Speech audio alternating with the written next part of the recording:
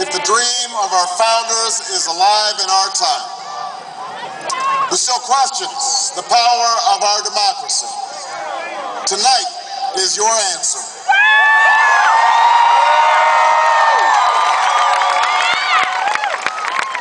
It's the answer told by lines that stretched around schools and churches in numbers this nation has never seen, by people who waited 3 hours and 4 hours, many for the first time in their lives, because they believed that this time must be different, that their voices could be that difference.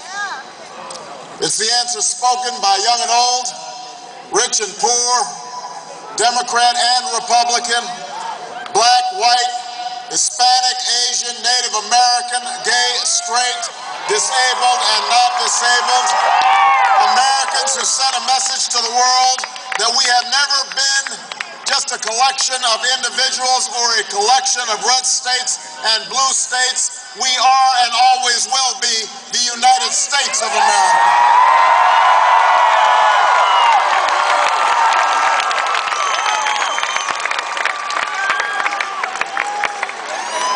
It's the answer that led those who've been told for so long by so many to be cynical and fearful and doubtful about what we can achieve, to put their hands on the arc of history and bend it once more toward the hope of a better day. It's been a long time coming, but tonight, because of what we did on this day, in this election, at this defining moment, change has come to America.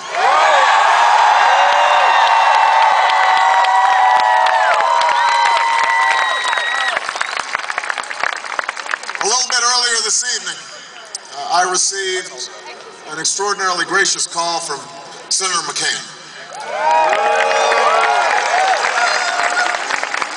Senator McCain fought long and hard in this campaign, and he's fought even longer and harder for the country that he loves. He has endured sacrifices for America that most of us cannot begin to imagine. We are better off for the service rendered by this brave and selfless leader. I congratulate him. I congratulate Governor Palin for all that they've achieved, and I look forward to working with them to renew this nation's promise in the months ahead.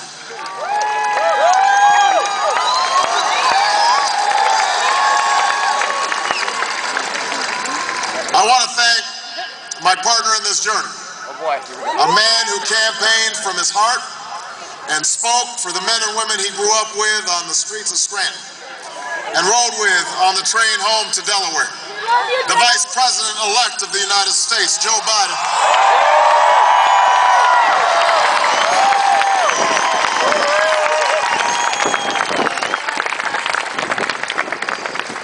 And I would not be standing here tonight without the unyielding support of my best friend for the last 16 years, the rock of our family, the love of my life, the nation's next First Lady, Michelle Obama.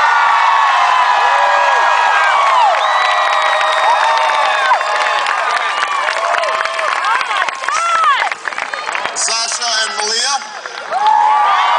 I love you both more than you can imagine. And you have earned the new puppy that's coming with us to the White House.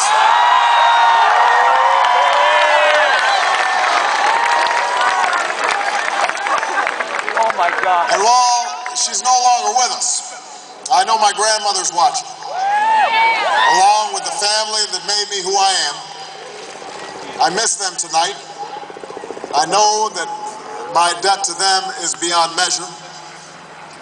To my sister Maya, my sister Alma, all my other brothers and sisters, thank you so much for all the support that you've given me. I'm grateful to them.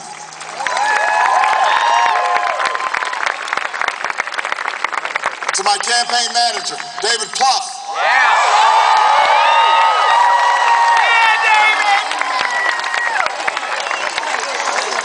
The unsung hero this campaign, who built the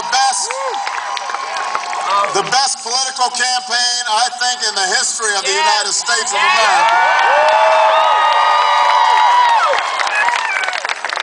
To my chief strategist, David Axelrod, who's been a partner with me every step of the way. To the best campaign team ever assembled in the history of politics, you made this happen, and I am forever grateful for what you've sacrificed to get it done. But above all, I will never forget who this victory truly belongs to. It belongs to you. It belongs to you. I was never the likeliest candidate for this office. We didn't start with much money or many endorsements. Our campaign was not hatched in the halls of Washington. It began in the backyards of Des Moines, in the living rooms of Concord, and the front porches of Charleston. It was built by working men and women who dug into what little savings they had to give $5, $10, and $20 to the cause.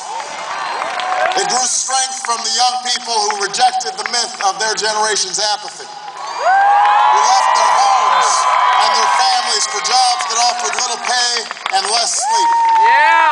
It drew strength from the not-so-young people who braved the bitter cold and scorching heat to knock on doors of perfect strangers, and from the millions of Americans who volunteered and organized and proved that more than 2 centuries later, a government of the people, by the people, and for the people has not perished from the earth.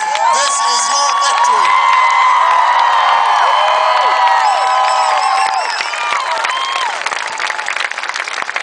Now, I know you didn't do this just to win an election. Nope. I know you didn't do it for me. You did it because you understand the enormity of the task that lies ahead.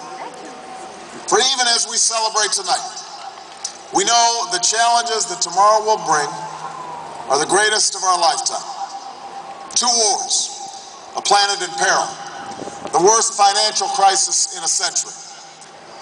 Even as we stand here tonight, we know there are brave Americans waking up in the deserts of Iraq and the mountains of Afghanistan to risk their lives for us. Come on. There are mothers and fathers who will lie awake after their children fall asleep and wonder how they'll make the mortgage, or pay their doctor's bills, or save enough for their child's college education. There's new energy to harness, new jobs to be created, new schools to build, and threats to meet, alliances to repair. The road ahead will be long. Our climb will be steep.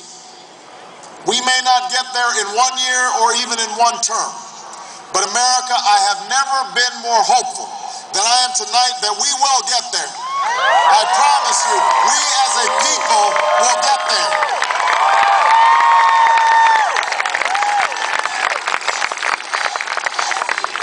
Yes, we can! Yes, we can! Yes, we can! Yes, we can! Yes, we can! Yes, we can! There will be setbacks and false starts. There are many who won't agree with every decision or policy I make as president. And we know the government can't solve every problem. But I will always be honest with you about the challenges we face. I will listen to you, especially when we disagree. And above all, I will ask you to join in the work of remaking this nation the only way it's been done in America for 221 years. Block by block. Brick by brick, calloused hand by calloused hand. What began 21 months ago in the depths of winter cannot end on this autumn night. This victory alone is not the change we seek. It is only the chance for us to make that change. And that cannot happen if we go back to the way things were. It can't happen without you, without a new spirit of service, a new spirit of sacrifice. So let us summon a new spirit of patriotism, of responsibility, where each of us resolves to pitch in and work harder and look after not only ourselves but each other. Let us remember that if this